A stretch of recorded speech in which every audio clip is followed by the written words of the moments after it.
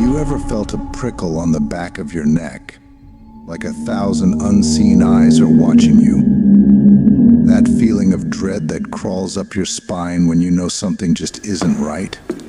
Tonight we're diving into stories that will make those hairs stand on end. Stories of late nights, unwanted visitors, and the unsettling feeling of being stalked by something unseen.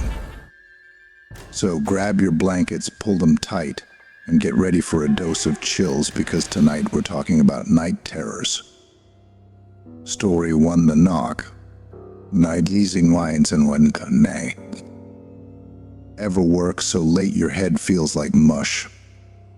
That's how I was, drowning in paperwork with a deadline looming.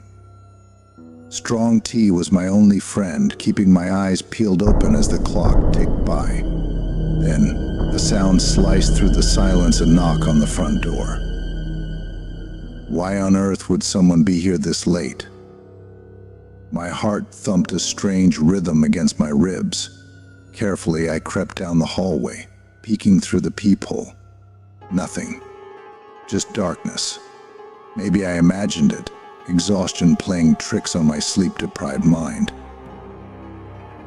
Back in my office, I tried to focus on the report, but the knock echoed in my head. Another sound, faint this time, a tapping coming from somewhere else in the house. My blood ran cold. This wasn't my tired brain anymore. Panic clawed at my throat. I grabbed my phone, ready to dial the police. Just then, silence. Thick, heavy silence that pressed down on me worse than any sound. I wasn't sure what was scarier, the knock in the dead of night, or the sudden quiet that followed. The rest of the night stretched on forever, each creak of the floorboards sending shivers down my spine. The next morning, the police found nothing. No footprints, no signs of a break-in. Just me, shaken and left with a question that chills me to this day: who or what was knocking at my door?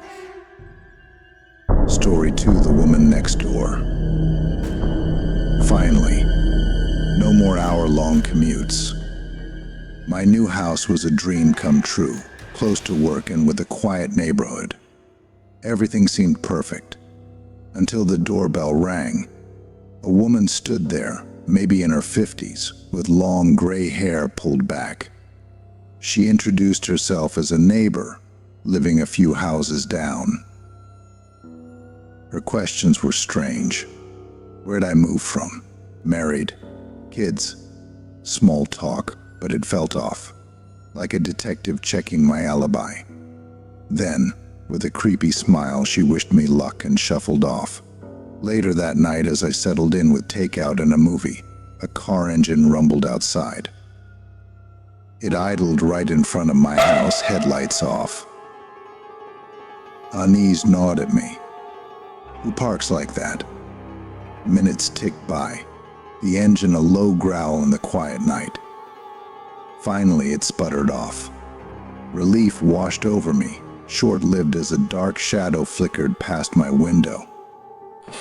Adrenaline surged. I grabbed a broom, heart hammering against my ribs. Tiptoeing towards the window, I peered out. The car was gone, but a man was climbing in. Terror locked my legs. He sped away in a flash, leaving me trembling.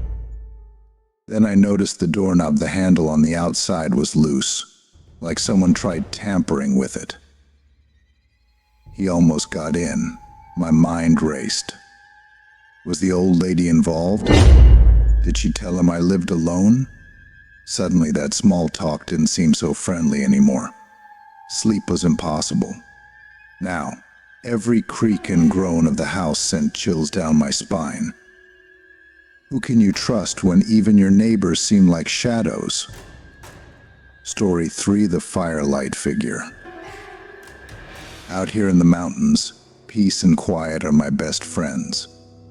Every night, I'd unwind by the fire pit, laptop glowing, tapping away under the starry sky. One night, the sound cut through the I looked up, expecting a deer or maybe a curious raccoon. Instead, a man stood there, bathed in the flickering firelight. Rough beard, broad shoulders, looked like everyone else around here. He startled me, but his next move sent shivers down my spine. He walked straight to my house, no greeting, nothing. My gut twisted. He peered into a window, muttering something I couldn't catch. Then, like a ghost, he turned and melted back into the darkness. My mind raced. Why was he sneaking around? What did he want? Grabbing my flashlight, I checked the windows and doors. Everything seemed locked, but the feeling of unease wouldn't leave. Sleep wouldn't come either. Every rustle of leaves sounded like approaching footsteps.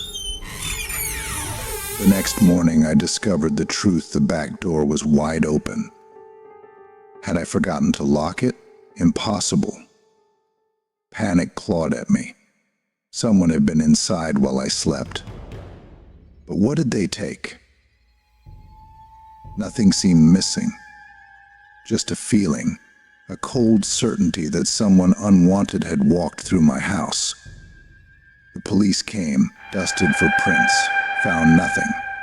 No sign of a break-in, no explanation. Just the chilling feeling that I wasn't alone in the mountains anymore. Now, every night I stare into the darkness, the firelight casting long, dancing shadows. Was that just a strange visitor, or something more sinister? And will they return, this time when the fire's out and the shadows hold a deeper secret?